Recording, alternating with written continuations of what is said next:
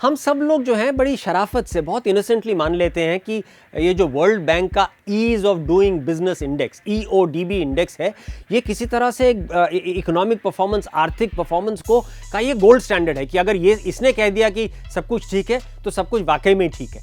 लेकिन अगर आप रियलिटी में देखें तो एक बहुत ही नैरो, बहुत ही संकीर्ण एक आंकलन करता है कुछ चंद छोटे मोटे रूल्स का, जिनका की इम्पैक्ट जो है बहुत ही कम लोगों पे होता है। तो अब मैं आपको कुछ ऐसे फैक्ट बताता हूं जिससे आपकी आंखें जो है ना वो खुली की खुली रह जाएंगी। पहली बात तो ये है कि ये जो इंडेक्स है ये कुछ खास एक्सपर्ट्स जो कि मुंबई और दिल्ली से होते हैं, सिर्फ इन दो शहरों से, मुंबई और दिल्ली से कुछ एक्सपर्ट्स हैं, उनकी ओपिनियन लिया जाता है, उनके सिर्फ विचार पूछे जाते हैं। ये ऐसा इंडेक्स नहीं है कि ये एक पूरे हिंदुस्तान का कोई डेटा कलेक्ट किया जाता है और उस डेटा से इस इंडेक्स को बनाया जाता है।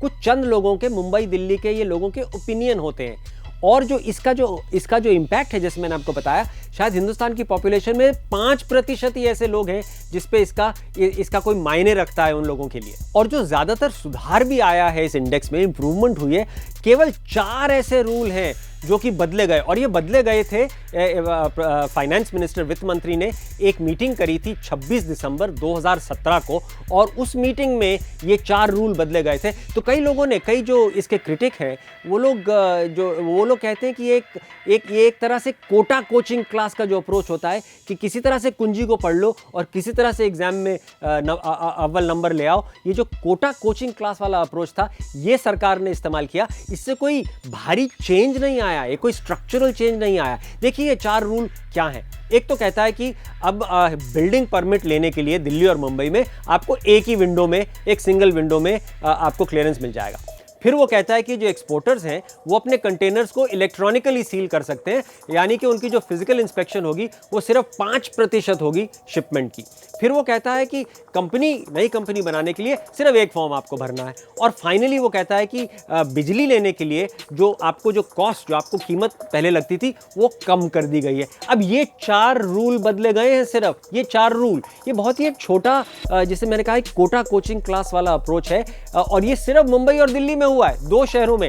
और दावा हम ऐसा कर रहे हैं कि हमने हिंदुस्तान की इकोनॉमी को बदल दिया है, ट्रांसफॉर्म कर दिया है।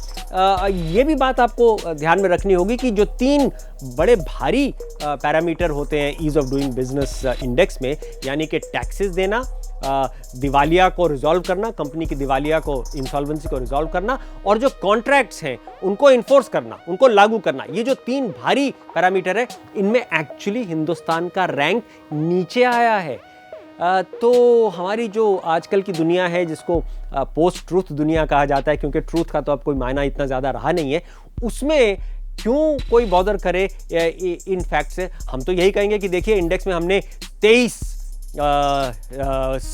स्पॉट्स का छलांग लगा लिया। और अब ये और भी ज़्यादा ज़रूरी हो जाता है कि हम देखें कि EODB index, ease of doing business index जो है, वो क्या क्या does not take into account, वो क्या क्या अपने इंडेक्स में इस्तेमाल नहीं होता है, कौन से फैक्ट यूज़ नहीं किए जाते हैं इस इंडेक्स में। और जब आप ये सुनेंगे इसको तो आप अचंभित हो जाएंगे कि ये वाकई में कितना नैरो है।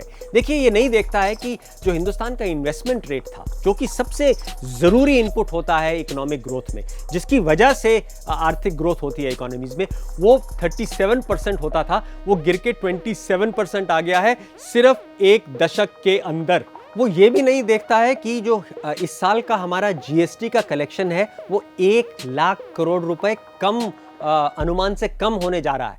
वो ये भी नहीं देखता है कि हमारे जो बाहर के फॉरेन पोर्टफोलियो इन्वेस्टर्स, बाहर के फॉरेन निवेशक हैं, उन्होंने इस साल 1 लाख करोड़ रुपया हिंदुस्तान से बाहर निकाल लिया है। वो ये भी नहीं देखता है कि जो हमारे अनएम्प्लॉयड यंग लोग हैं उनकी संख्या 18.9 मिलियन यानी कि 1.89 करोड़ हो जाएगी 2019 तक। और ये आंकड़े जो हैं ये इंटरनेशनल लेबर ऑर्गेनाइजेशन ILO के आंकड़े हैं। वो ये भी नहीं देखता है कि जो एक्सपोर्ट्स हमारे हैं वो मोदी सरकार के 4 साल में एक बार भी उन्होंने जो 2013-14 में रिकॉर्ड सेट हुआ था, $313 बिलियन का जो रिकॉर्ड 2013-14 में यूपीए सरकार के अंडर सेटअप हुआ था, 4 साल में मोदी सरकार में एक बार भी वहां तक नहीं पहुंच पाई परफॉर्मेंस। वो ये भी नहीं देखता है कि हमारे बैंकों में $130 बिलियन यानी कि 9 लाख करोड़ रुपए के लॉसेस हैं, जिसको नॉन परफॉर्मिंग एसेट्स कहा जाता है। वो ये इंडेक्स, ये सब कुछ जो है इसको इनकॉर्पोरेट नहीं करता है, इसको नज़रअंदाज करता है। वो ये भी नहीं देखता है कि हमारी सरकार ने मना किया है, कई केसेस में मना किया है कि जो ग्लोबल कोर्ट्स में जो डिसीजन सरकार के खिलाफ चले जाते हैं टैक्स में, वो हमारी सरकार उसको ऑनर नहीं करती है, उसको लागू नहीं करती है। तो ये सारी बुनियादी चीज़ें जो हैं वो EODB index, ease of doing business index, उसको कंसिडर ही नहीं करता। और अब मैं बताता हूं आपको, प्रधानमंत्री मोदी को तो ये खास सुनना चाहिए, क्योंकि उनके सबसे बड़े जो सपोर्टर किसी ज़माने में हुआ करते थे, Gujarat chamber of commerce and industry, GCCI। देखिए उन्होंने क्या कहा, सिर्फ 2 दिन पहले उन्होंने ये कहा, 16 नवंबर को उन्होंने कहा, क्योंकि मोदी जी का जो जश्न हुआ था ईओडीबी का, वो उसके 2 दिन बाद हुआ था, लेकिन 2 दिन पहले देखिए उन्होंने क्या कहा था। और मैं साफ साफ उन्हीं शब्दों में आपको बताऊंगा जो शब्द उन्होंने इस्तेमाल किए। वो कहते हैं कि गुजरात की जो टेक्सटाइल प्रोडक्शन है वो 20 से 25% गिर जाएगी इस साल, क्योंकि जीएसटी का इंपैक्ट हुआ है, और जो बाहर से लोग काम करने आते हैं, वर्कर काम करने आते हैं, उन पे जो अटैक हुए। फिर वो कहता है कि जो सूरत में जो सिंथेटिक क्लॉथ बनाया जाता है, वो 4 करोड़ मीटर जो पहले होता था, वो इस साल गिर के 2.5 करोड़ मीटर हो जाएगा। वो फिर कहता है कि जेम्स एंड ज्वेलरी के जो एक्सपोर्ट हैं वो 4.3% इस साल डाउन है। 50,000 यूनिट ऐसे हैं सूरत और सौराष्ट्र में जिसमें 2 लाख लोग काम कर रहे हैं, वो शायद बंद हो जाएंगे क्योंकि उनको जीएसटी के इनपुट क्रेडिट रिफंड नहीं मिल रहा है। फिर कहते हैं कि 2000 स्मॉल एंड मीडियम इस तरह के यूनिट हैं जो कि बंद हो जाएंगे, क्योंकि जब से गुजरात में बड़े शहरों में प्लास्टिक्स को बैन कर दिया गया है। वो फिर कहते हैं कि 5.38 लाख जो यूथ है वो दिसंबर 2017 में गुजरात में अनएम्प्लॉयड था। सिर्फ 12,689 लोगों को सरकारी जॉब्स मिली हैं 2 साल में। अहमदाबाद में सबसे ज्यादा नंबर 62,608 अनएम्प्लॉयड यूथ रजिस्टर्ड हैं एम्प्लॉयमेंट एक्सचेंज पे। और आखिर में ये दस्तावेज जो GCCI ने बनाया है वो कहता है कि ये जो स्लोडाउन इस साल हुआ है ये पिछले 4 साल का सबसे बुरा है। वर्स्ट वर्ड उन्होंने इस्तेमाल किया है। अगर अभी भी आप लोगों को विश्वास नहीं हो रहा है तो मैं आपको एक और चीज बताता हूं कि पिछले महीने 2000 ऐसे इंडियन स्टार्टअप्स हैं जिनको नोटिस मिला है ministry of corporate affairs MCA से, और उनको कहा गया है कि आपने जब पैसा लिया था इन्वेस्टर से, तो आपको जो प्रीमियम पे पैसा दिया गया था, प्रीमियम तब दिया जाता है जब जो निवेशक होता है वो समझता है कि ये जो बिजनेस है बहुत अच्छा है, ये जो लोग हैं बहुत अच्छे हैं, इसकी ग्रोथ बहुत ज़्यादा होगी। अगर मैं आज 10 रुपए पे शेयर खरीदता हूं तो शायद ये 1000 रुपए का बन जाए। तो उसको पूरी संभावनाओं के साथ आता है और तब वो जाके प्रीमियम देता है। और जितना ज़्यादा प्रीमियम मिलता है उतना ही जो हमारे यंग एंटरप्रेन्योर्स हैं उतना ही उनका फ़ायदा होता है, उतनी उनको मजबूती मिलती है अपने बिजनेस को खड़ा करने में।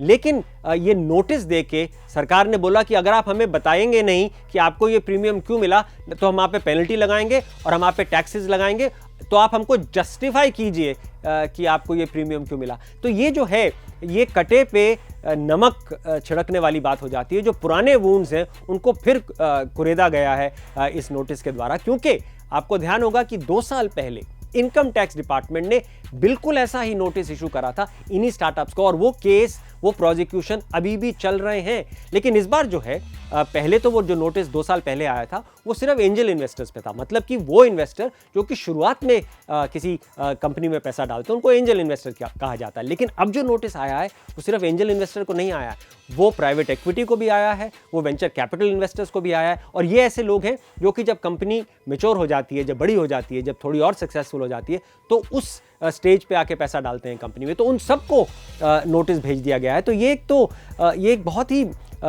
बहुत ही ज़्यादा सेटबैक हुआ है, ये एक बहुत ही ज़्यादा क्राइसिस है हिंदुस्तान की स्टार्टअप इकोनॉमी में। अंत में तो फिर मैं यही कहूँगा कि जिस तरह से प्रधानमंत्री मोदी को इंडिया शाइनिंग का गुलदस्ता दिया गया, मुंबई में मिला, दिल्ली के लोगों से मिला, क्योंकि वहाँ पे ईज़ ऑफ डूइंग बिजनेस में छलांग लगी है, 100 से 77 पे पहुँच गई हिंदुस्तान की रैंकिंग। लेकिन अगर वो गुजरात के लोगों से बात करते या फिर हिंदुस्तान के पहली पीढ़ी के फाउंडर्स से बात करते जिनको कि ये नोटिस दोबारा मिले हैं, अगर उनसे वो बात करते तो शायद उनको इंडिया टैक्सिंग का जो हथौड़ा इन लोगों पे लगा है वो शायद उनको सुनाई देता। इसलिए जो EODB वो कहते हैं, ईज ऑफ डूइंग बिजनेस, मैं उसका एक और मतलब निकालता हूं, एग्रीजियस ऑफिसर्स डिस्ट्रॉइंग बिजनेस, यानी कि वो ऑफिसर जो कि जिनका एटीट्यूड खराब है, गलत है, जो कि पेनल्टी लगाते हैं, वो डिस्ट्रॉय कर रहे हैं बिजनेसेस को, वो भी EODB ही कहलाता है।